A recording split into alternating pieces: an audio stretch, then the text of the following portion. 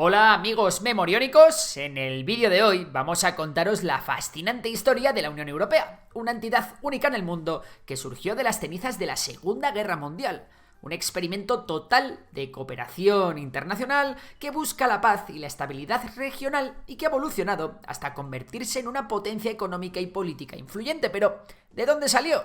¿Cómo llegaron a unirse esos países enfrascados en conflictos devastadores durante tantos años? ¿Ha sido realmente útil tras su creación? A todas estas preguntas responderemos hoy, así que ponte cómodo. En primer lugar, hemos de irnos al final de la Segunda Guerra Mundial. Europa se encontraba en ruinas, tanto física como económicamente, y la devastación llevó a una urgente necesidad de reconstrucción y reconfiguración política. Las cicatrices dejadas por dos guerras mundiales en menos de medio siglo llevaron a un deseo de paz y estabilidad duraderas. Y además, había una clara conciencia de que la paz solo podría lograrse a través de una cooperación más estrecha entre las naciones europeas. Aunque la verdad es que otra cosa que también influyó mucho fue el precioso dinerito llegado de Estados Unidos a través del Plan Marshall. Este plan no solo proporcionó el soporte financiero necesario para la reconstrucción, sino que también fomentó la cooperación regional como un requisito para recibir dicha ayuda. De esta forma, distintas personalidades importantes de la órbita europea llevarían en sus agendas nuevos discursos que tenían que ver con la unificación de Europa. En 1950, el discurso de Robert Schuman, ministro de Asuntos Exteriores francés, presentaría una propuesta para la creación de una autoridad común para el control de la producción del carbón y el acero, tan determinantes en la industria militar, la Declaración Schuman. Esta propuesta llevaría a la creación de una Comunidad Europea del Carbón y el Acero, la CECA, un organismo que se originaría en 1951 con 6 países como fundadores: Francia, Alemania Occidental, Italia, Bélgica, Países Bajos y Luxemburgo. Estos 6 países son la semilla de la actual Unión Europea, y a pesar de que la CECA se centraba principalmente en la gestión de la industria, también tenía como función generar un marco de paz, impidiendo que los países entraran en conflicto al estar entrelazados económicamente. De forma natural, después de unos años, la cooperación se extendería más allá del carbón y el acero, y en 1957 se firmaron los Acuerdos de Roma, que llevaron a establecer la Comunidad Económica Europea. Además de la Comunidad Económica Europea, también se estableció la Comunidad Europea de la Energía Atómica. Recordad que durante casi todo el tiempo del que os hablamos en el vídeo, estamos en el marco de la Guerra Fría. Bueno, pues la Comunidad Económica Europea pretendía crear un mercado común y coordinar políticas económicas, marcando un paso hacia una integración más fuerte. Y no solo lo conseguiría, sino que durante las siguientes décadas este mercado se haría cada vez más grande y comenzaría a integrar nuevos países. En 1973 la primera ampliación sería llevada a cabo para incluir a Dinamarca, Irlanda y Reino Unido, por motivos económicos. Respecto al último, el proceso fue bastante complicado y la entrada en la Comunidad Económica Europea tuvo bastante oposición interna en el país del fish and chips. Lo mismo pasó con la salida en el Brexit. Otra ampliación se viviría en 1981, esta vez para adherir a Grecia, que acababa de salir de una dictadura. Y es que, ¿cómo no iba a estar la madre política de la democracia occidental dentro de la comunidad? Y llegamos a 1986. ¿Adivináis quién entró en la Unión Europea este año? Pues claro que sí, España, además de nuestros vecinos de Portugal. Al igual que Grecia, tanto España como Portugal se estaban recuperando de regímenes autoritarios y vieron la adhesión a la Comunidad Económica Europea como un sello de aprobación para sus jóvenes democracias. Y además también trajo regalitos, ya que la adhesión trajo consigo fondos de desarrollo significativos para ambos países, lo que ayudó a modernizar sus economías y a mejorar las condiciones de vida de su población. Durante este mismo periodo se firmaría también el Acta Única Europea, que prepararía definitivamente el camino para un único mercado europeo. La idea era mandar al garete el proteccionismo económico de cada país y eliminar barreras técnicas y físicas para crear este mercado. Para ello, se realizaron un montón de reformas institucionales y se cimentó la base para una mayor cooperación en política exterior y seguridad común. El Acta Única Europea fue un paso crucial hacia la creación del verdadero espacio europeo sin fronteras internas, un absoluto hito. como también lo sería el Tratado de Maastricht en 1992, un tratado que marcó un cambio enorme en la trayectoria de la Unión Europea. Y es que resulta que este tratado introdujo el concepto de ciudadanía de la Unión Europea, otorgando a los ciudadanos de los Estados miembros derechos adicionales, y sentó las bases para la Unión Económica y Monetaria, además de constituir el Banco Central Europeo. Además, con Maastricht también se sentaron las bases para políticas importantes de cooperación en defensa y justicia, pero lo más destacado del Tratado de Maastricht fue la creación de la Unión Económica y Monetaria, que allanó el camino para la introducción de la moneda única, el euro. También, la moneda única no solo facilitaría el comercio y la inversión entre los países miembros, sino que también representaría un símbolo tangible de la Unión Europea. Y es precisamente después de Maastricht, en 1993, cuando se empieza a hablar por fin de la Unión Europea, que en sus inicios estaría fundada por los 12 miembros que os hemos comentado. Las estrellas de la bandera no tienen que ver con el número de Estados miembros, sino que en su círculo sobre azul representan la unidad y armonía entre los pueblos europeos. Por cierto, en 1995 empezó a funcionar el espacio Schengen, un espacio que gracias a un acuerdo 10 años anterior libraría a un montón de países europeos de la necesidad de tener controles fronterizos internos en el continente.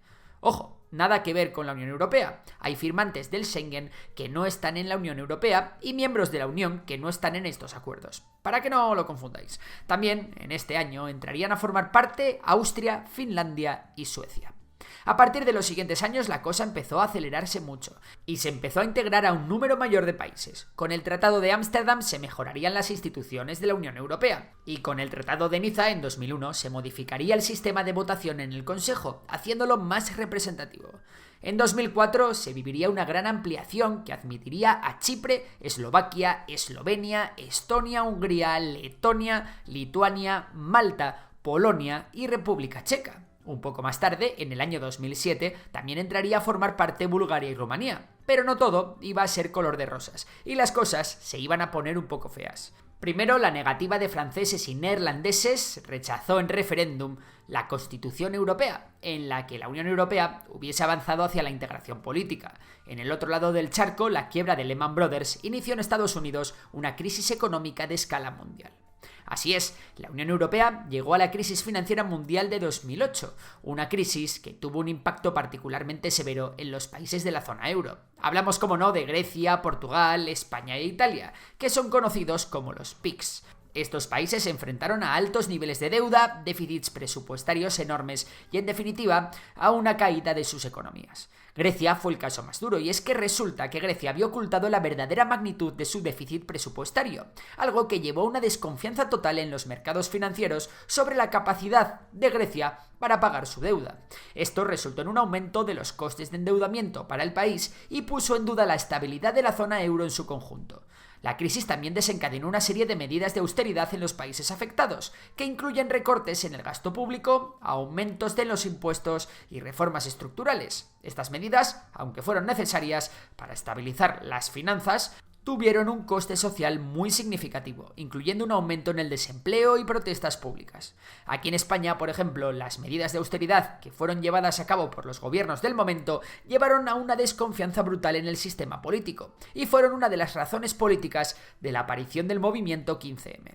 El siguiente reto que tuvo que afrontar la Unión Europea tras la crisis del euro llegó años más tarde, en consecuencia de la dramática situación que vivían los países de Oriente Medio y África. Estamos hablando de la crisis migratoria que empezó en 2015 y que es algo que a día de hoy sigue afectando en un montón de frentes distintos.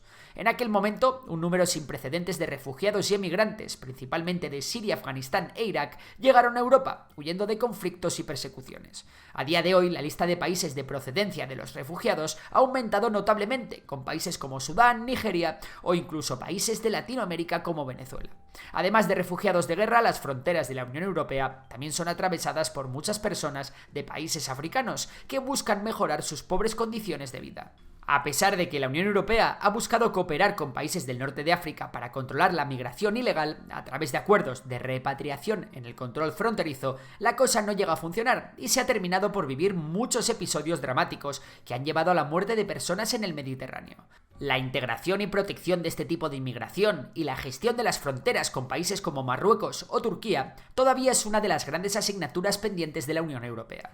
una unión a la que ya no pertenece Reino Unido. Tras un proceso bastante largo que empezó con un referéndum en 2016, Reino Unido consiguió abandonar la Unión Europea. Esto fue en diciembre del 2020. Las negociaciones del Brexit fueron difíciles tanto internamente como entre Reino Unido y la Unión Europea, y se recrudecieron especialmente con la cuestión de Irlanda del Norte, que al final se ha mantenido en el mercado de la Unión Europea para evitar una frontera dura en Irlanda y no resucitar problemas del pasado. Aún es pronto para poder valorar las consecuencias a largo plazo del Brexit, pero es cierto que a corto plazo las consecuencias económicas fueron negativas. La libra pegó una buena bajada y se generó un marco de incertidumbre económica en el Reino Unido. Eso sí, el Brexit fue un estímulo claro para que la Unión Europea reevaluara su situación y se fortaleciese en bloque para acometer nuevos retos. Por otra parte, muchos ciudadanos del Reino Unido que vivían en la Unión Europea y a la inversa tuvieron problemas respecto a su estatus legal. También se vivió un clima de inestabilidad política al que no ayudó nada la llegada de la pandemia del coronavirus. Por supuesto, como en todo el mundo, la Unión Europea también tuvo que hacer frente al cataclismo de la pandemia. A pesar de que la Unión sí que coordinó ciertos aspectos sanitarios, la mayoría de la gestión sanitaria fue llevada a cabo por los distintos países de forma nacional.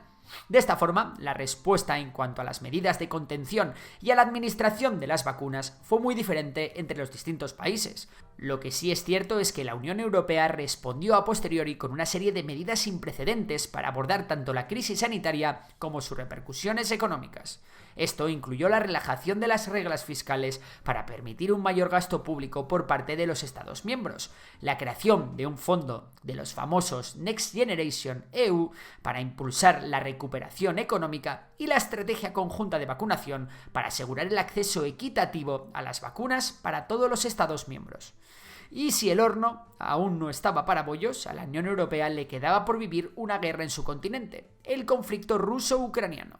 Esta guerra ha llevado a la Unión Europea a condenar las acciones rusas y a imponer sanciones económicas y de movilidad al país de Putin, mientras que también ha sido la causa del envío de ayuda humanitaria y apoyo militar a Ucrania. Lamentablemente también ha originado otra ola más de refugiados, en este caso provenientes de Ucrania.